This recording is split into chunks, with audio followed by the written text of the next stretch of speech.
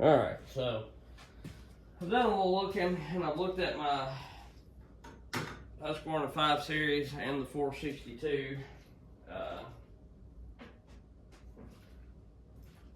It does state that it does pre-filter the air as a air injection deal, but you know, I don't see a place where it necessarily comes in like the 400 does. But nonetheless, I didn't see that on the 572, and I'm not saying it's not there. I just hadn't paid that much attention when I've tore any of them down, which I've not really tore the 462 or the 400s down. anyways much, just to put aftermarket filters and things like that on them. But the 5 Series I have tore down, you know, took carbs off and cylinders off and things like that. Well, I'll take that back. I did do one 462, but I didn't pay that much attention. I just wham bam, put it, you know, slam bam, thank you ma'am, got it back going. So anyway, those models do somewhat of a pre-filter. So anyway, that being said, another thing I want to talk about is, you know, with me saying earlier, those filters do pretty good, and I've always run aftermarket. So is there really a need to run a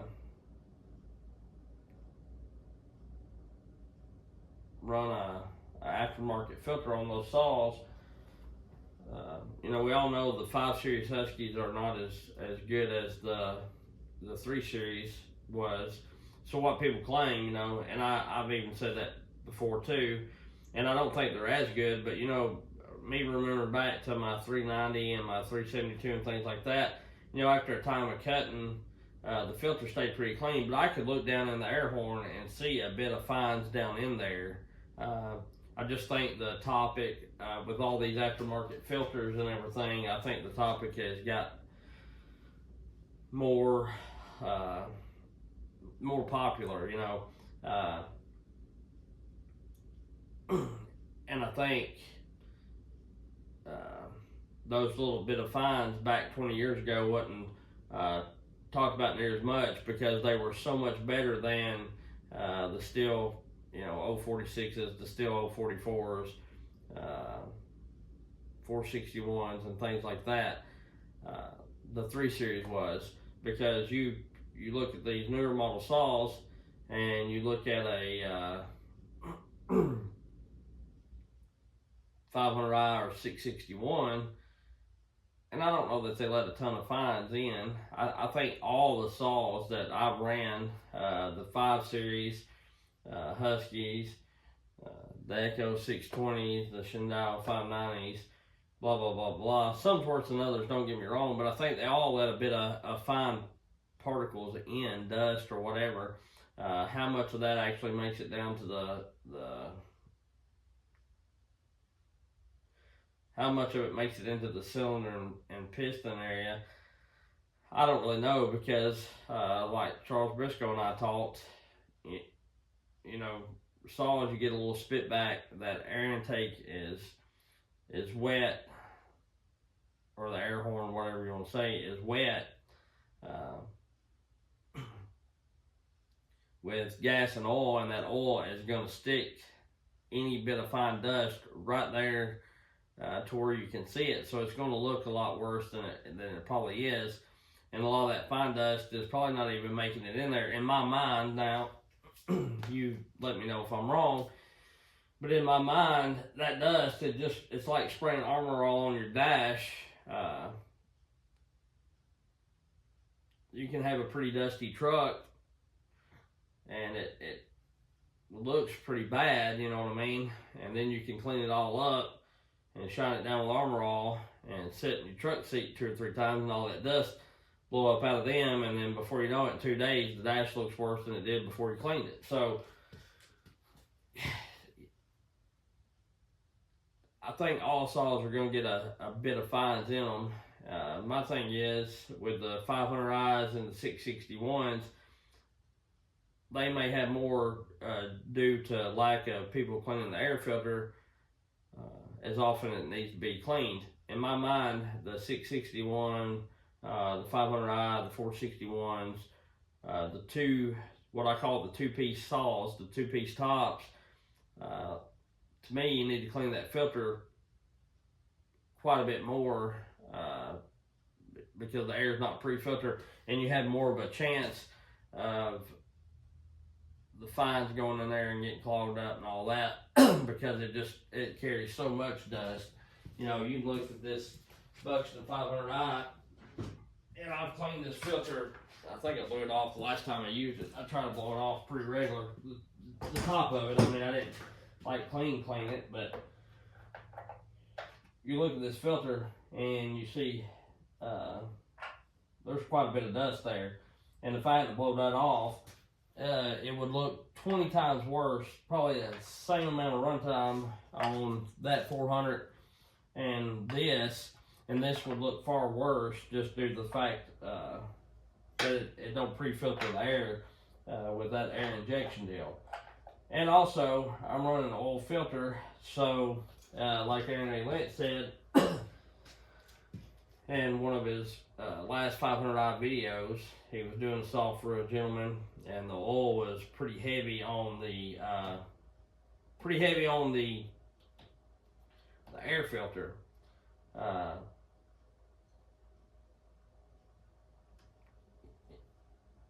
So that oil was gooping everywhere. It was on the carb. It was on the back of the, you know, it was just all over the saw. And the same principle with the armor all, you get that oil all over, and it's going to attract that dust and make it look 20 times worse than what it really would. And that's another topic to talk about. So when you oil your filter, you know, what kind of oil do you use, and what how much oil do you put on it and whatnot. So I've used the Uni oil, I've used the PJ1 oil,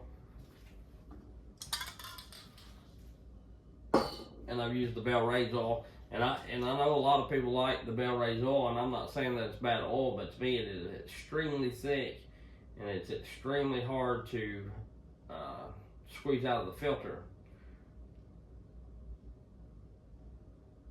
The Uni oil, to me, probably is the middle of the road. You know, it's not just terribly thick, but it's not terribly thin either.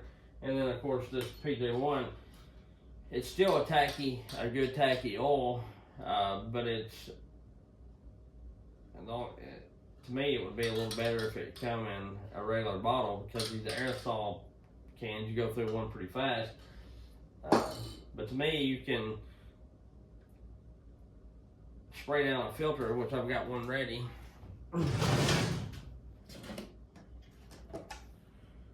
Here's a pre-oiled filter, and it's got a little bit from where it's set, but you know, I sprayed this, rubbed it in, and that's about all that's come out of it. Now I'll squeeze a little bit of that out before I run it, but I'm still getting oil on my finger from this, and it's not highly saturated. It'll still let plenty of airflow and everything, and not make a mess down in the intake and all that kind of stuff. So I'll flip this over now and squeeze it out the other way. But anyway, to me, it's not overly thick, and it's not going to make a mess all over everything, and it's still going to do its job, because to me it's just like oil in a can in the air filter for your vehicle. Some people say oil it, some people don't say oil it, but to me it's the oil is what keeps the fine particulates out. You know, as much as that lets them breathe, it keeps the big stuff out if you don't oil it, but it'll keep the big stuff out, but that fine dust has a way to work its way back in there, and that's why people like on diesel trucks, they dust their turbos because, you know, they're not oiling those, and all that fine dust gets sucked in. To me, that oil helps prevent that. Same with this. You don't need a real thick, heavy oil like the Egan filter that I got for that 400. You know, it come pre-oiled with a, I think it's the uni oil because it's a uni filter, and it's oiled about like what that West Coast oil filter was oiled. And if you use this, which I've used it nearly this whole quart oiling filters, it is super thick, and you really got to squeeze and squeeze and squeeze to get it to where it's in good shape. I actually used it on this filter here, and it may last longer. You know, it may change the intervals where you got to clean and re-oil, but it's a super thick oil, I think, that gets sucked in there, and you know, I squeeze with both hands and try to let it all run out, and every time I would squeeze it, I'd still get quite a bit of oil coming out on my hand. So not saying it's a bad oil, you use what you want to, but to me, the Uni and that PJ1 is just a little better oil as far as not making a mess and getting that filter wrung out to a suitable way to run it or whatever. You know, to me, it's more suitable to run a filter that's just not sopping and thick with oil. And plus, this stuff's easier to apply to me. It's less messy, and the Uni filter with this bell raise, it's so thick you got to pour a big bunch to get it to saturate down in there, and then by the time you squeeze it out, you've wasted a lot because, you know, it's just so thick it don't run through the filter quite as good as like what that would, or that Uni oil would, you know. And none of them you're going to pour straight through it and whatnot, but that you got to get a pretty good amount in a bag, and then when you squeeze it, it's just a whole nother process. So anyway, that's my thoughts on filters. And you know, I can't remember the last time I ran one of them saws, the 5 series saw, to see if the lid loosened up. I think the last one I run was this Buxton with the pipe. Try this bar out, and just for cracks and giggles, I want to try and see if I can tighten this filter top up anymore. Because that's been my claim, that I think some of the reason why that may let some in is due to the fact that backs off, and just like that, I had that thing tightened as much as I could tighten it last time, and I got about a half a turn out of it from here, or maybe a quarter of a turn from here to here. And you know, from 11 o'clock, 10 or 11 o'clock to 1 or 2 o'clock. And then even if I wanted to put this on there, I probably could snug a little more out of it. But I've been snugging those pretty tight like that right there. And as I run these saws and they vibrate, you know, and I didn't even run this very much. I only ran it, you know, a very little. And there we are. And I'm gonna try the other ones. I don't know that I've run them that much, or if I haven't, I can't remember. But I just want to see if they're to where I can tighten them up any. But I think I messed with the Aranate Linson filter, so it might be to where I could or can't, but this is the Cajun one. And I got about a quarter turn of that out of that, and I don't even think I'll run it, so I don't know if I'm pressing the rubber gasket down more, or what, or what the deal is. And I have run some because I start them every so often, even if I haven't been running them. So it's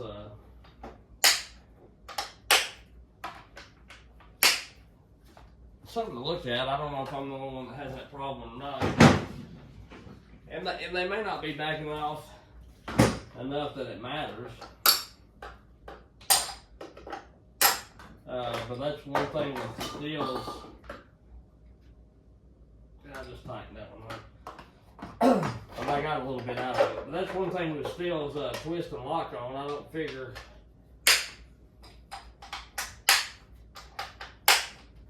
man's gonna have to worry about tightening those up that much. So, as with anything, there's a lot of different ways you could look at it, and you just got to find what suits you the best. And back to my topic of the fines getting in every saw.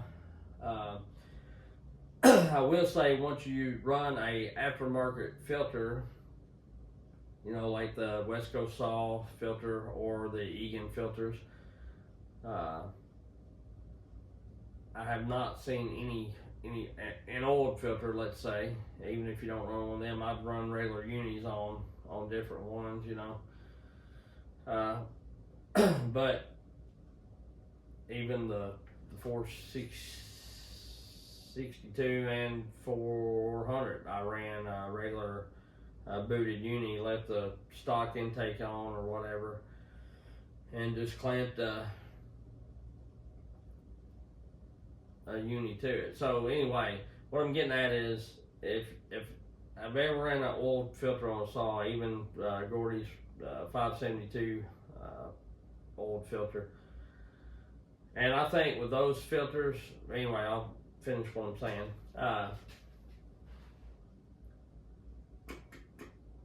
Once I've ran an old filter on them, I have not seen any fines in them. So they really do their job as far as letting that dust in. And that goes back to me talking about the K&Ns, oiling or not oiling, and dust on the turbo.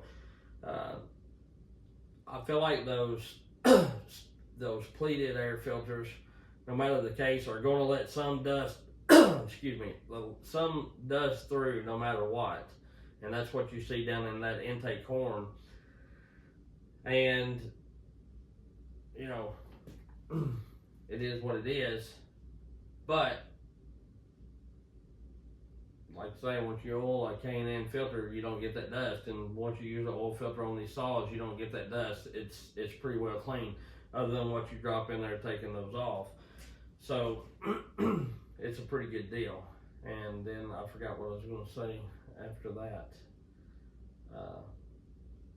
As far as those filters, as far as the West Coast saw filters, the type that you put on, like the 400, the 261,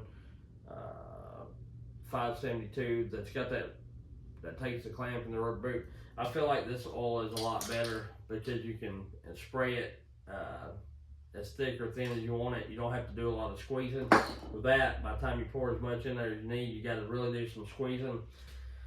And I have tried to squeeze that bell raise out of there and actually like rip the filter off of that rubber base. One of them was pretty loose already when he was having a little bit of trouble with them, but the other one, you know, I just got too rough with it. Whereas this, you know, I can sit here and meter it, spray it, work it in, spray it, and then be done, you know, and feel like that's well enough. So anyway, that concludes my thoughts on all that kind of stuff. We'll catch y'all later. I appreciate you watching. If you hadn't done so, like, subscribe, hit the bell, and do all that kind of stuff. We'll catch y'all later.